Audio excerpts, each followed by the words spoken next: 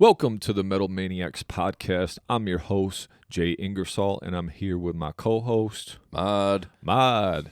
So, today we are going to talk about something that's near and dear to our hearts, probably almost one of the main reasons why we're sitting here today. We have a biography episode for you guys. I hope you enjoy it like I know I'm going to, and I hope you learned some things today on today's episode. I want to thank you all for tuning back in, and Nick's going to head this one. I'm real proud of this episode of what he's going to talk about, and it's something that's near and dear to my heart. So I'm going to let Nick take the lead on this, and go ahead, buddy.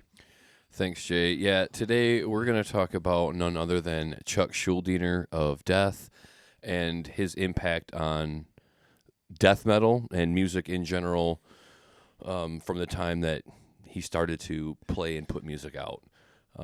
So before we get into the entire bio that I've written, I figured we would just kind of speak freely a little bit on it. I know Jay and I are some of the few people who did have the luxury of seeing Chuck in Death. Yeah. I believe it was November 1998 Yep. at IROC nightclub in place of Harpo's where it was supposed to be. Yep, it got moved because Yep. I feel like Seven Dust or something ended up playing there. They must have sold more tickets or something along Right. those lines, right? Yeah, that sounds about right. So we actually did have the opportunity to see Chuck live in the flesh before he passed in 2001. So that was prime era for us too, and Yeah. Chuck, because all of the greatest stuff came out. Because I know a few people like Adam Eklund, the Eliminator, when he was on here, talked about he got to see Chuck in Death. He actually went to that show, which is weird because we didn't know him at that time. right. Because he was talking about seeing him there, and then he was like, there was some weird like power metal band that played. I was like, yeah, that's the Hammerfall. show. Yeah, that was the show. Right. But he had seen him before too, and I know other people have seen him like when they played at like Milwaukee Metal Fest, like around must have been like the Human era, like individual era, like even before Symbolic. So we luckily got to see him like kind of right there when everything was out, when all the songs were available, where his writing and him being prolific was at the high point. You know, it's like Yeah, we got to see him perform anything he wanted from his entire catalog outside of Control Denied, which is all I could ask for, a Death concert with all of Chuck's favorite songs on the menu. So that's a good one for me. I'd say just by virtue of the fact that Chuck was a good human being, what he put out in his lyrics, how he changed and diversified his sound musically over the years, all of those things had a huge impact on me. It made Chuck larger than life and bigger than his band. It made him more than just the guy in Death. It made him somebody that I would listen to. Like, I don't know this person, but I would listen to his words and really take them to heart, really think about what he's saying to me existentially. So I felt like, being the age difference that he was from us, like I looked at him like my older uncle, kind of, and I have some cool uncles that introduced me to metal. So Chuck was just kind of like this guy who I didn't know personally, but I felt like he was, a person for me to listen to, and he was a huge guide, not just musically, but also just in ways that an uncle would be to a nephew, like a family member. Yeah, so. that's fair. I always liked his lyrics. They were very introspective. It took me a while sometimes to get back around to him and kind of know what he was talking about. And some of the stuff, some of it was a little more straightforward. Obviously, there was different parts of Death, and that's what we're going to get into in this series. Also, just so you guys know, this will be a two-parter. We're going to have a one part, and then it'll break off into a second part because we could only do justice to Chuck in Death by making this two parts instead of just trying to jam it all in one and breeze over some of the things that we thought that we just needed to get through. I think it's, for us, it warrants more of a discussion, correct? So Absolutely. I will say one of the high points, and just so you know this, a bragging point for us, not only were we right up front at that show, I got one of Richard Christie's sticks, which is also funny that Richard Christie went on to work on the Howard Stern show after that. That was a whole kind of weird fucking thing that I didn't really know about until later, and I was like, oh, that is Richard Christie. And there was actual segment that Richard Christie, because he plays guitar and stuff too, Howard let him bring in his drums one time. I don't know if you've seen this, but he let him bring in his drums because he always talks about he played drums and stuff. And you know how Howard Stern is. Well, he played drums on the show to one of his own guitar tracks or whatever. And they were blown away with how good he was because they thought he just played drums. They didn't know he was that kind of fucking drummer. Right. So it was like, wow. But the high point of being at that show, getting one of Richard Christie's sticks, being right up front, and the Sound of Perseverance reissue. I got to bring this up. I bought it. Did you ever buy it? It's like the reissue, the remix, I think it's a remaster or whatever. There's a couple versions of them. You have a different packaging than I do, though. But I have the original, obviously, and then I have like a remastered. But I think you have an entire like reissue, re-edition type. Yeah, because it came with like 2 other CDs that have like some demo stuff on there, just some stuff you probably wouldn't really listen to just to have as a collector. But once you flip through that book, there's a picture of that show, and we're in that, which is insanely crazy that it's one of our favorite bands, and they used a picture from the show that we were at. Like, what the fuck? That's just a crazy thing to think about. I love it. I love to be in any way associated with one of my heroes like that. Like, hey, that's me in a picture of their album. That's wild. Yeah. I am also further immortalized in the lore and legacy of death on emptywords.org. If you go onto their tour page, it's just like a memorial page basically for Chuck. Okay. They don't really actively use it anymore, but it was out right away in the beginning, right? Yeah. So you go to the tour page there, and then there is me talking about that show. Oh, hell yeah. When, so just for all the listeners at home, we're at the show. We get there. I immediately go to the merch table and buy a hoodie. And I put it on, and it's hot as hell in here. Tiny-ass venue, too. Tiny room, yeah. Bunch of bodies, couple hundred people in there, and we worked our way up to the front, so it's just body on body, and I'm wearing this hoodie. We're about halfway into the set, and I toss my lunch onto the stage right behind a monitor. Gross. It is what it is, but, I'm like head hanging down, sweating, dying, and then Jay here taps me on the back. He's like, bro, look up. And I look at Jay, and he's like, look up. And he's pointing up, and I look, and Chuck is shredding, dripping sweat over the top of his guitar and onto the monitor, and he's just asking me if I'm okay. Like mid-song, are you okay? You can read the lips on Chuck. Are you okay? And yeah, now I am. Yeah, no Chuck Schuldiner's talking to me while he's shredding live on stage. I've never been better. Yeah. And I remember picking my head up after that and just enjoying the rest of the show. And drink water. No kidding. We knew nothing about it. Was just weed and whatever else we could get our hands on back then, Yeah, 17 years old. Yeah, we just didn't give a fuck. We were invincible. We were whatever. We were here. And I also remember one part of that show, and it seems kind of like a fucking weird story, but I just remember, like, Trapped in a Corner's always been one of my favorite Death songs, right? And it's not one that's always on the radar. It's not your pull the plug. It's not the ones that the casuals know. It's not the ones that, like symbolic. The philosopher, the ones that, more people have heard. But I just remember him saying, what should we play next? And I yelled out Trapped in a Corner, and he looked at me like, are you some kind of fucking weirdo? And then they played Trapped in a Corner, and I was like, what the fuck? I didn't even expect him to play that. It would be different nowadays when you can like look up the sets for bands and know what they're going to play before you even get there, because someone else put it online that this band played these 12 songs tonight, so you know when and where they're going to play. I just yelled it because I was like, play my favorite song, motherfucker.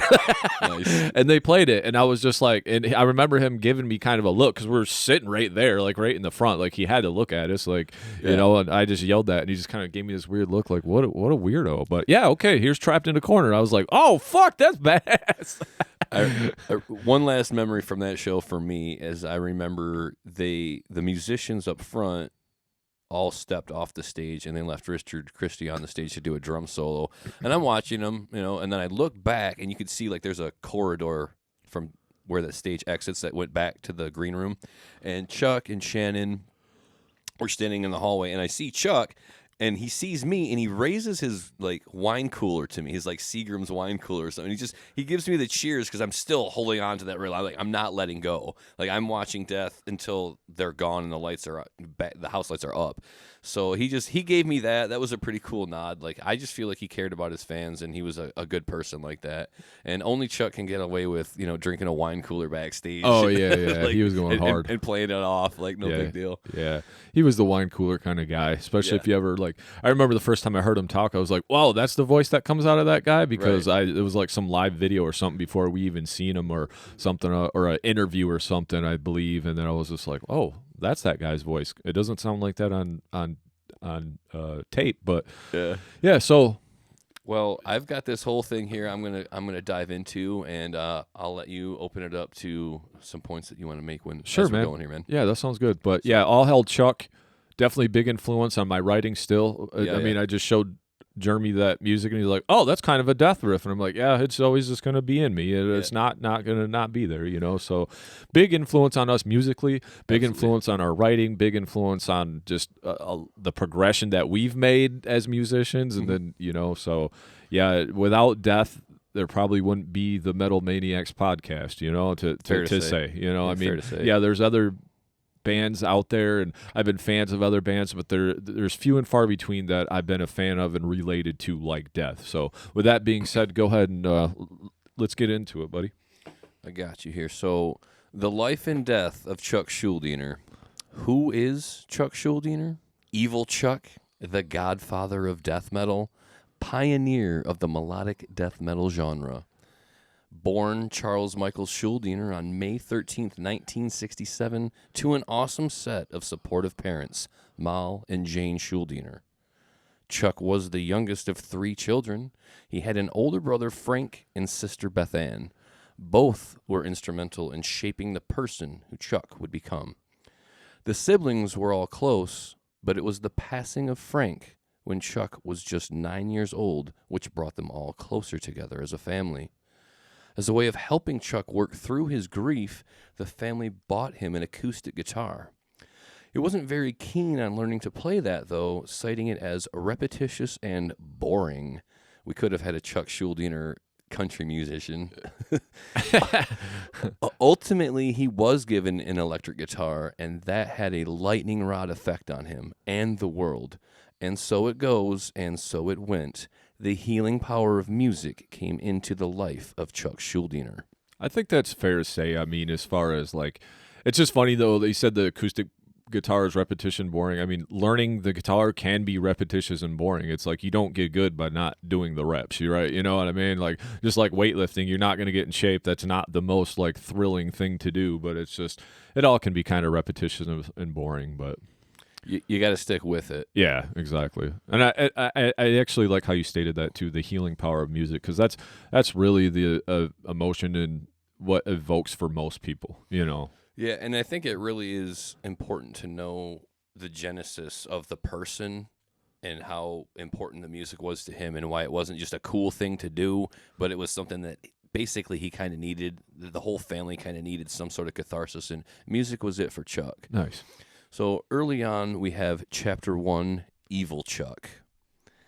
Coming up in the Tampa scene, Chuck was into jean jackets loaded with patches, tape trading, and demos of all his self-recordings, which he made from his boombox.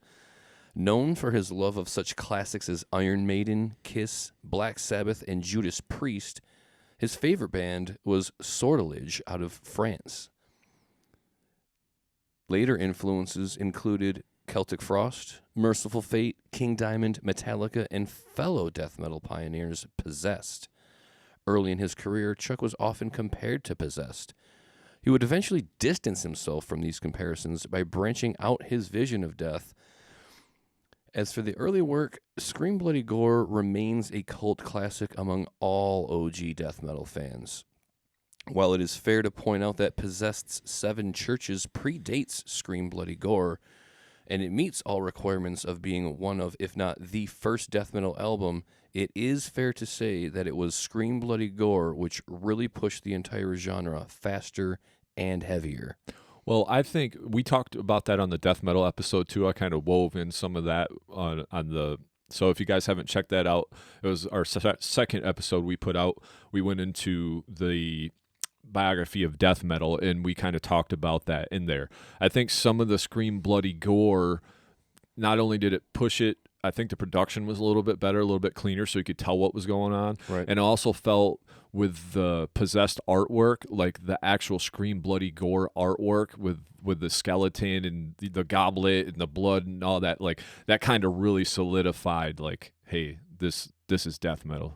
That kind of set the stage. Where I believe the Possessed cover was just a black cover that said Possessed with like kind of a half-ass inverted cross or something on it. So there was something to look at. There was something to be said for Scream Bloody Gore being like one of the first death metal vinyl prints that people could go out and get their hands on. It was more accessible. It was just going to be a basic combat blank slip, but they negotiated and got a full album contract out of Combat Records at the time. And yeah, Scream Bloody Gore also boasts a little bit better production, and I'd say just a little bit more riffage than the Possessed album. So there was a difference in musicianship right there to begin with. So I think just Chuck pushing it faster and heavier put Scream Bloody Gore on the map, and still some people's favorite by that band altogether. Not everybody grows with the band, right? Not everybody grew with Metallica. Yep. Not everybody grew with Death. So some fans are going to say it's Scream Bloody Gore for me, and that's it. Yeah. But them are them real death metal dudes, and that's fine. I get it. That's Evil Chuck was part of the brutal death metal era up front in the beginning. Yep. So hard to listen to album. I did listen. I revisited it. I went front to back with it, and it's tough, man. It is. It's got some licks on it, but then the album almost sounds to like repeat itself, like in ways. Like some of those riffs kind of come back. They're very similar. Like almost the side 2 tape when we had the tapes, right? Yeah. Like the tape or side B or whatever. It was side A and side B. So when you got the side B, you're like, am I on side A or side B? I've already heard this. Yeah. But still had some pretty cool licks in there, and I can see why for what it was at the time. Yeah. It was so important. Yep. So the album exploded and helped to boost the Tampa death metal scene, making it one of the metal capitals of the world at the time. Chuck would continue to write music in the classic death metal sense, the Evil Chuck era, throughout the next 2 albums, Leprosy and Spiritual Healing.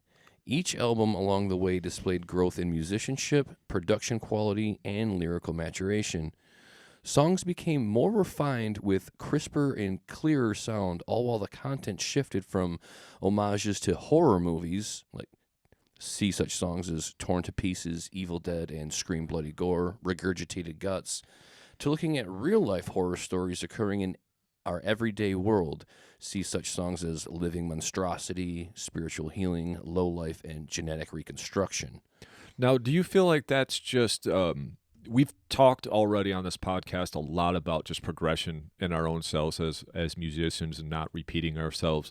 And I feel like maybe as he got older, do you think that was more to distance himself from some of the other acts because there was so much of that going on after that exploded? Or do you think that was a progression of him as a musician in person, or maybe a catalyst of both things happening at the same time? I think more the former. He was growing as a person. I think it was time for him to just speak to what mattered to him instead of singing about fairy tales. And you can find certain interviews where he'll refer to, the reality of dying hooked up to machines from a disease is more real and scary than, say, demons flying out of the sky and plucking nuns up to torture. Like, that wasn't interesting to him because it wasn't really horrifying to him because that's just fantasy. Yeah. And they had already gone through that phase with Scream Bloody Gore and Leprosy where they were singing about horror movies. Even in Leprosy, right there off the bat, like he was kind of done taking content from movies and singing about it. He was moving into real world, horrifying situations, buried alive, open casket, these types of things. So I think it was more for him personally that he just didn't feel interested in writing about those things anymore. Like he was growing and he had bigger ideas. Now, Chuck was a busy musician and self-promoter from the start. Once he had discovered extreme and underground music through independent magazines, his mission to create some of the world's most extreme music ever had begun. He was known to hang out at local shows and trade tapes with others in the local tape-trading scene. Chuck would also take advantage of this scene by sharing his demos with other musicians, slowly cobbling together the first incarnation of Death, known at the time as Mantis. His persistence paid off, and Chuck was ultimately able to find representation to record Death's first album, Scream Bloody Gore. From Wiki, Scream Bloody Gore is the debut studio album by American death metal band Death, released May 25th, 1987 by Combat Records. and recorded by Randy Burns. He had a big hand in that production quality there early on. That album features Chris Reifert on drums. Well, Chuck was living with Chris in Antioch, California at the time. It was during this early phase of Death in which Chuck would meet the members of Sadis and become acquainted with future Death bassist Steve DiGiorgio. So Steve is a guy who we would later work with, and Sadis is a band that was also huge early on, in the death metal genre coming up. They were a bit more thrash, though, I think. I would agree. And I think it's just vocally is the only difference that set them apart. But yeah, they were more thrash. They were pretty technical though too. Like their drums and some of the early Sadist work that I have heard and listened to or whatever. They were right there in that vein, but I could see the difference. And then just to back up a little bit, the one thing that we did talk about also in the death metal album, like Chuck didn't actually even start on vocals at first. The drummer was singing vocals at first, and that was in Mantis, of course. So something must have happened there. I don't know the exact story of what happened, but when Chuck moved to vocals, I think that kind of really sparked something for him to be able to really, be the head of what he envisioned in music and for his band, right? Yeah, that makes a lot more sense that he would just assume the vocal duties if all he's going to do is scream and that's what people wanted and he could do it. But of note, Chuck could also sing, but we wouldn't learn about that till later. Yeah.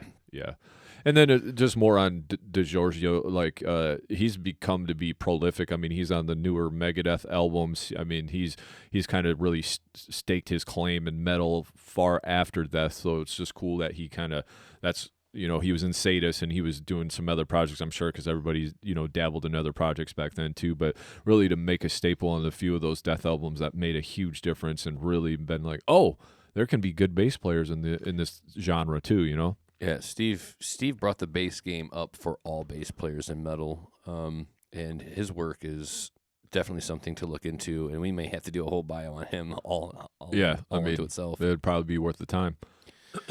Now, at this time, although things were going well for Death, with the recording and added force of Sadis supporting them, Chuck would ultimately decide to move back home to Florida to recharge and spend time with his family and friends. Not only was this a new beginning for Death, but it was the beginning of a pattern for Chuck in his career and personal life.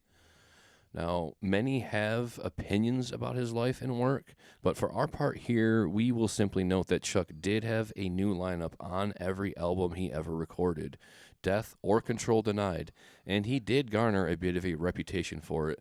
So, real quick, Jay, I mean,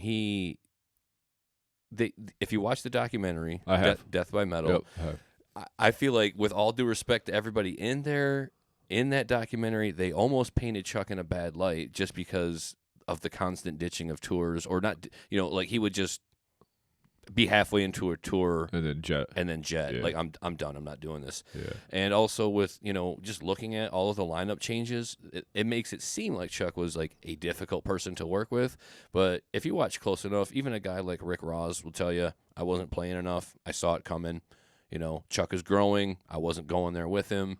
So when I got the call, from Eric Greif, I knew what it was. I knew I was fired.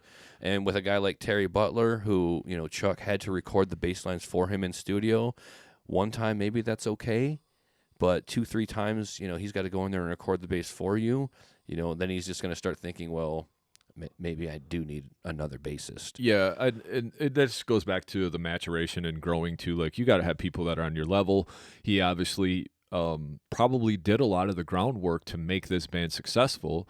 So I'm sure some of those musicians, if they would have upheld his standards, so to speak, the tour ditching, that's a different story. That's more of a personal thing. I don't know what he was going through, so your opinion is your opinion on that. I actually didn't even learn about that until there, because Chuck to me was this big hero or whatever, and I kind of felt a little bit different way, like, hey man, you're playing in a freaking band and this is what you wanted to do, and now you're ditching. Like, we all wanted to be doing that, and there's people out there wanting to do that, so I always thought it was weird. But yeah, as far as I felt like the Sound of Perseverance, I felt like that lineup could have went on for another 2 or 3 albums. Yeah.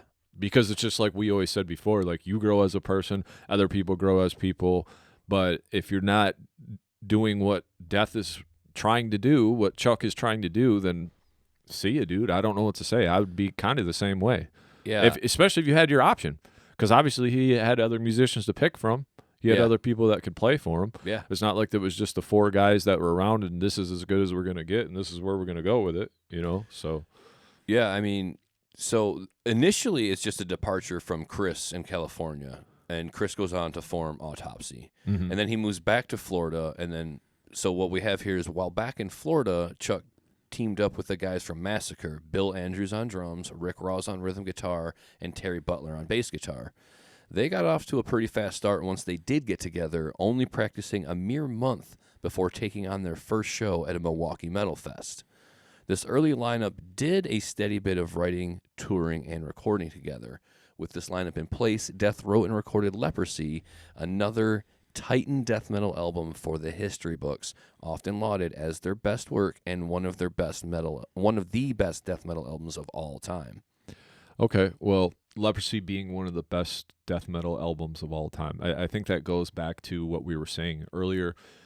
Some guys stopped at Scream Bloody Gore because that's what they wanted, and to say that it's probably opinion based, but I do think as death and death metal was gaining more, I don't want to say commercial success because I don't think it's ever really gotten commercial, but as the Florida death metal scene was blowing up, as the production and all of the bar got higher, I think you could say that Leprosy album at that time really reached that level, right? Because he was always pushing further, faster, getting better.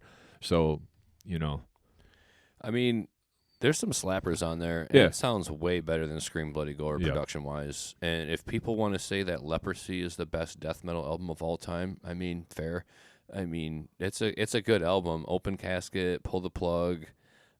There's some classics. And he played them all the way through, especially Pull the Plug. I don't know that they ever didn't play that song. Yeah, that was always it's a staple. Yeah. So, I mean, I can see the argument. It's just for me, and again, and like you were saying, it goes to personal taste. Opinions and preferences. For me, Leprosy is a great album and fun, but it just doesn't get rotated in with anything else that comes after it. The first 2 are pretty tough for me. They make their point, but again, I don't come into the picture till way later in terms of being introduced to death. Yeah. So for me, it was going backwards in time and discovering Leprosy, still enjoying it, but seeing it through the lens, the opposite end of the spectrum, seeing it through the lens of symbolic and individual thought patterns.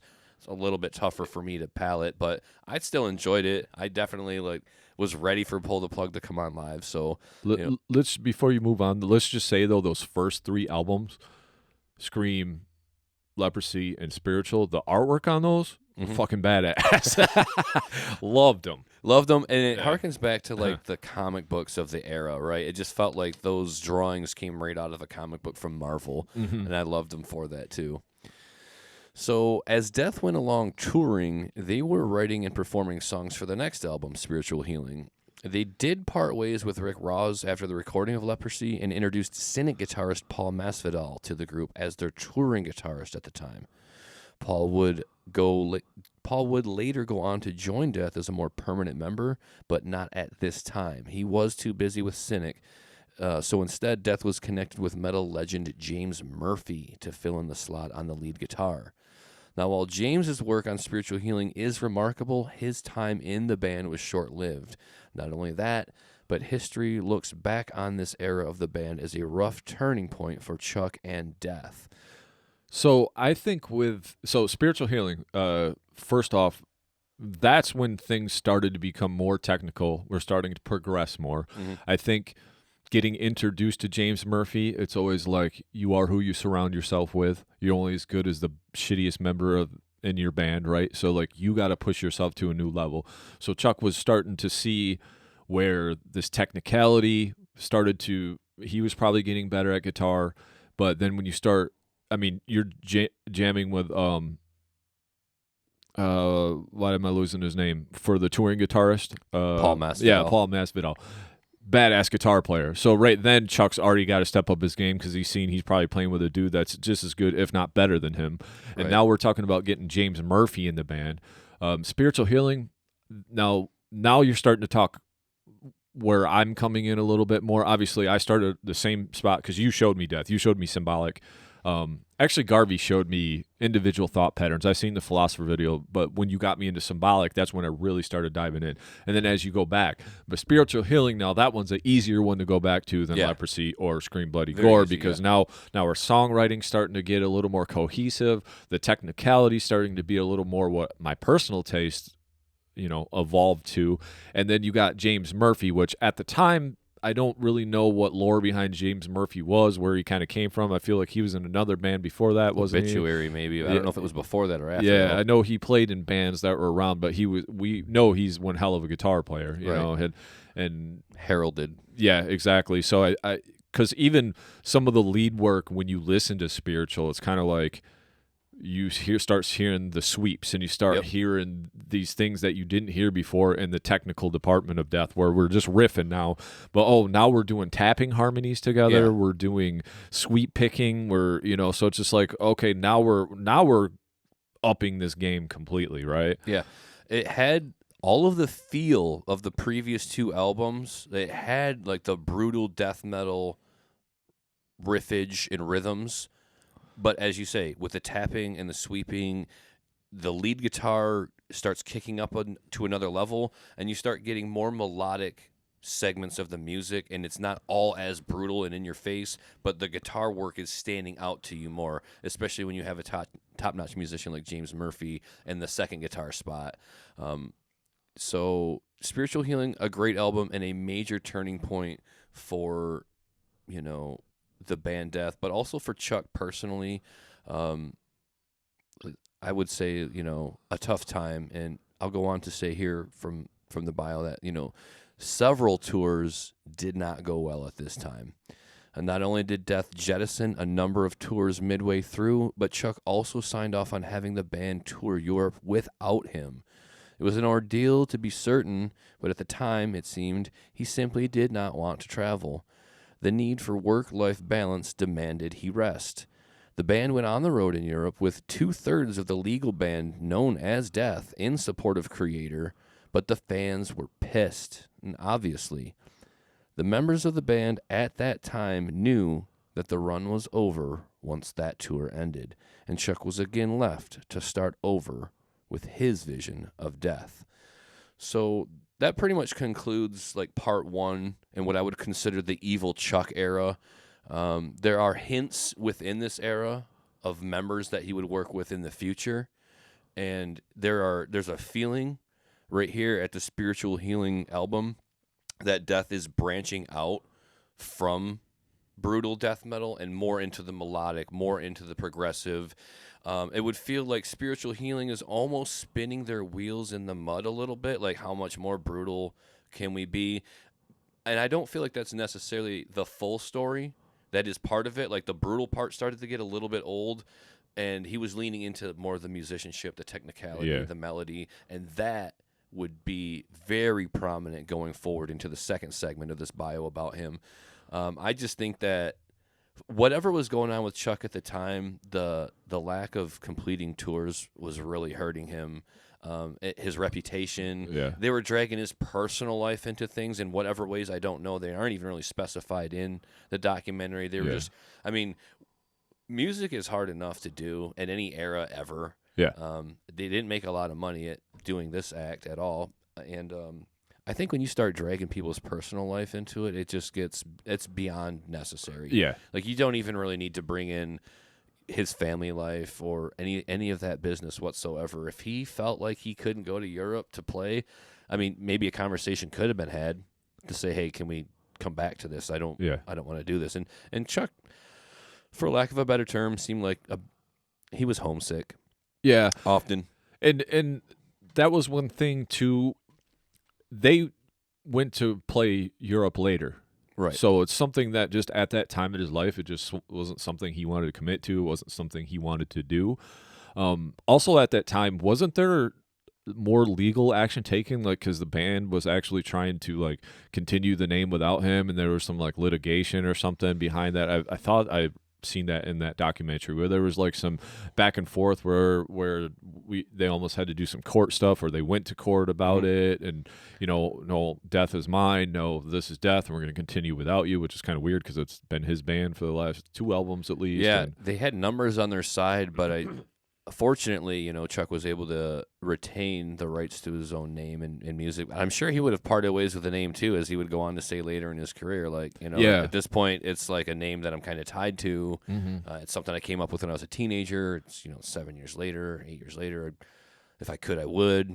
But it's already got all this staying power and recognition. I can't really do anything about it now. But yeah, to think that he was fighting over his own band name is kind of weird. I know that they did talk about, just basically him signing off on the band, going over to Europe. I didn't know if it had extended beyond that, like wrestling for the power of the band. But yeah, everybody that went over to Europe, they did not come back a member of Death. And James Murphy was one of those members, right, that went to Europe? He was out of Death before that.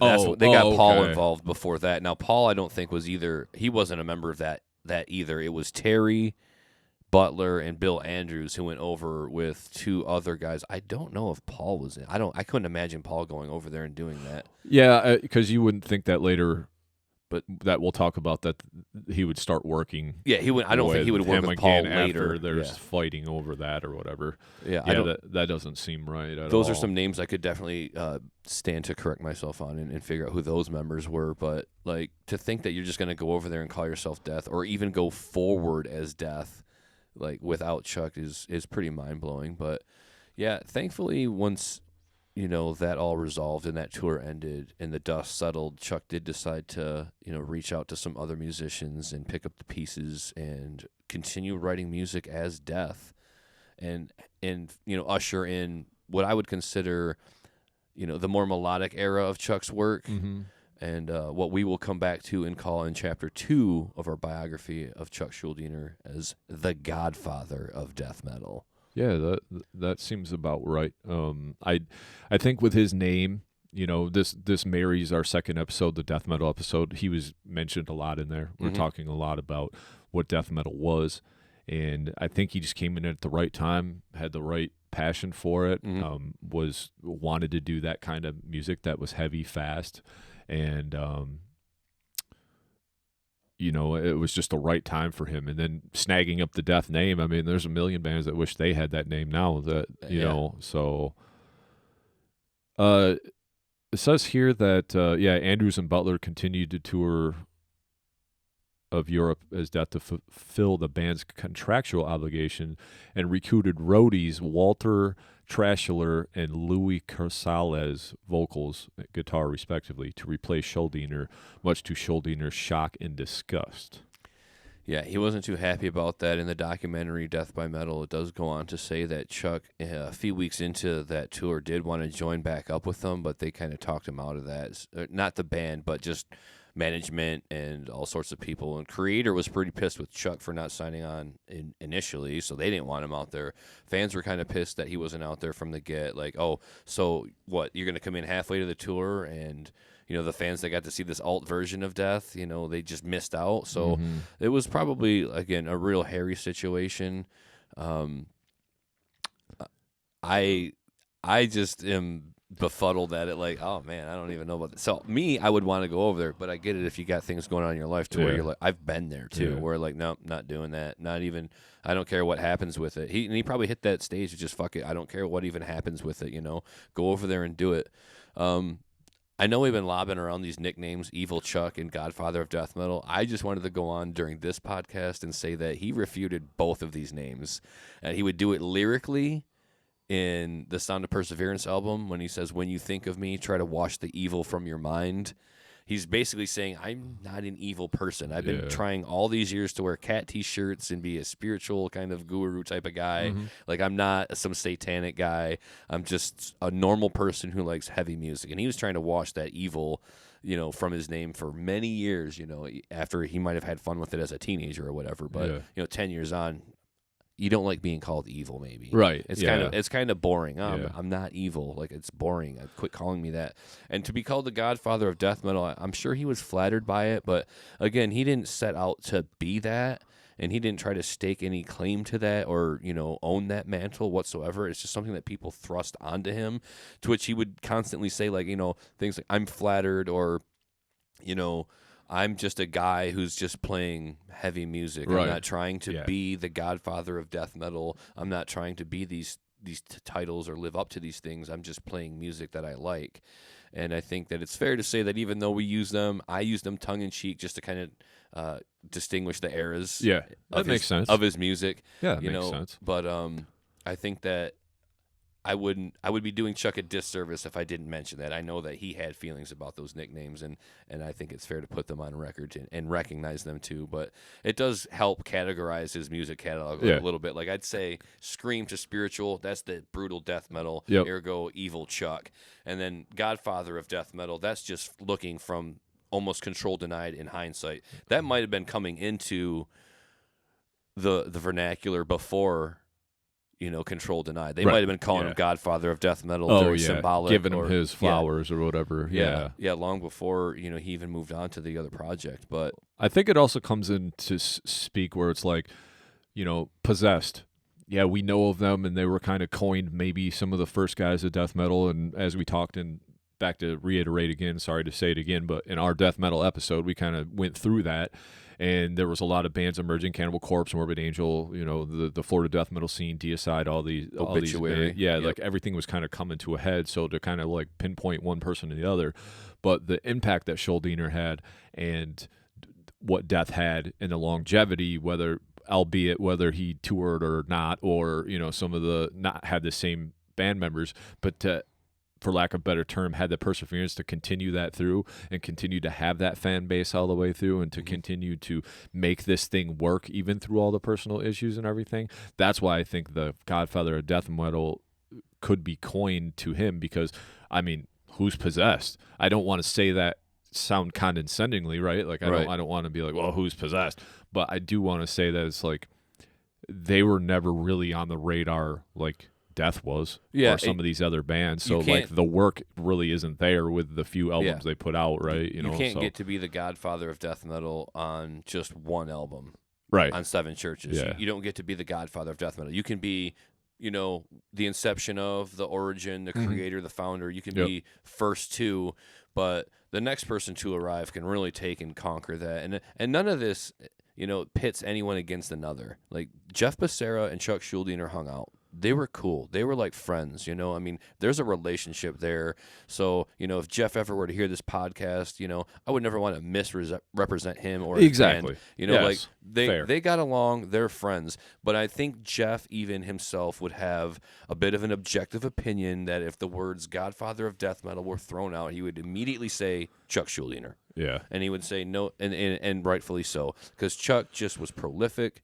He kept kicking out the albums. They changed enough to keep fans interested. They stayed heavy enough to maintain that interest as well. So you knew you were getting a death album. It's going to be a little bit different from the last one. And you get to be called the Godfather of death metal when your peers, they sound like you, but everybody else after that, they're coming up sounding like you, more like you than your peers, right? Yeah. There's a distinction, kind of like, oh, that's Death. I can point to bands, and a lot of bands are open about it now, and they just sound like Chuck's work spilling onto the page. Yeah.